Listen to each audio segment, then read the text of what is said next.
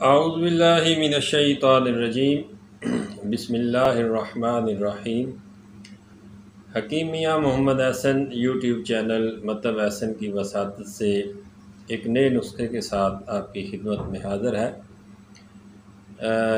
اس ہفتے میں تقریباً 3-4 مریضوں نے چنبل کے مرض جو ہے اس کے متعلق ویڈیو بنانے اور یا نسخہ شیئر کرنے کے متعلق ریکویسٹ کی تھی، سورائسس جسے کہتے ہیں۔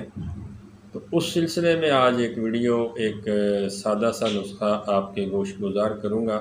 آپ چند دن میں اس کو استعمال کریں گے تو انشاءاللہ اللہ کے فضل و کرم سے چند دن کے استعمال سے آپ کا جو چنبل کا مرض ہے وہ انشاءاللہ ٹھیک ہو جائے گا۔ اور چنبل کا مرض نظام ہضم کے بگاڑ کی وجہ سے ہوتا ہے۔ جب بھی آپ خشک سرد اشیاء کی کثرت سے استعمال کریں گے تو مزاج میں سوداویت آنے کی وجہ سے جلد کے مسام جو ہیں وہ بند ہو جاتے ہیں، جس کی وجہ سے چنبل کا مرض بندے کو لاحق ہوتا ہے۔ خشک سرد مزاج میں اور بھی دیگر بیماریاں آتی ہیں، عضلاتی اعصابی مزاج یعنی کہ مسام کا بند ہو جانا، اس کی وجہ سے معدے کے اندر گیس کی کثرت ہونا، ریا کی کثرت ہونا، قبض کی شکایت ہونا، معدے میں تذابیت کی کثرت ہونا۔ تو ان سب کا علاج جو کہ خشک سرد مزاج کی وجہ سے ہو، انشاءاللہ میں آپ کو نسخہ بتا رہا ہوں، آپ وہ استعمال کریں گے تو انشاءاللہ چند دن، ایک ہفتہ 10 دن کے استعمال سے اس مرض سے نجات حاصل ہوگی۔ ہڑتال ورقیہ آپ نے اچھی قسم کی ہڑتال لینی ہے۔ ہڑتال ورقیہ آپ نے 100 گرام لینی ہے اور 20 گرام آپ نے مغز لینے ہیں جمال گوٹا کے۔ جمال گوٹا کے مغز 20 گرام آپ نے لینے ہیں۔ ان کو بریاں کر لینا ہے دیسی گھی کے اندر۔ بریاں کر کے تو پہلے آپ نے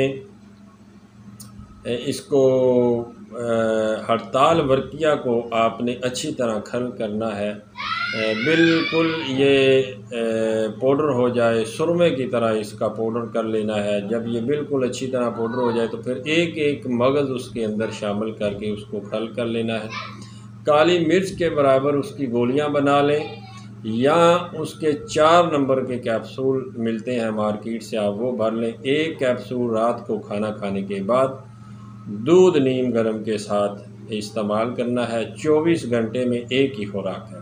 آپ کو اس مرض سے نجات 2-3 خوراکوں میں آپ کو فائدہ ہوگا۔ آپ نے اس کو 14 دن استعمال کرنا ہے تو انشاءاللہ اللہ کے فضل و کرم سے چنبل کا مرض جو ہے اس سے آپ کو نجات حاصل ہوگی۔ بڑا مجرب، بڑا ہی بہترین اور سادہ نسخہ ہے، صرف اس پہ کھل کرنا تھوڑی محنت ہے۔ تو انشاءاللہ ایک نئی ویڈیو کے ساتھ آپ کی خدمت میں پھر حاضر ہوں گا۔ اجازت دیجیے، فی امان اللہ۔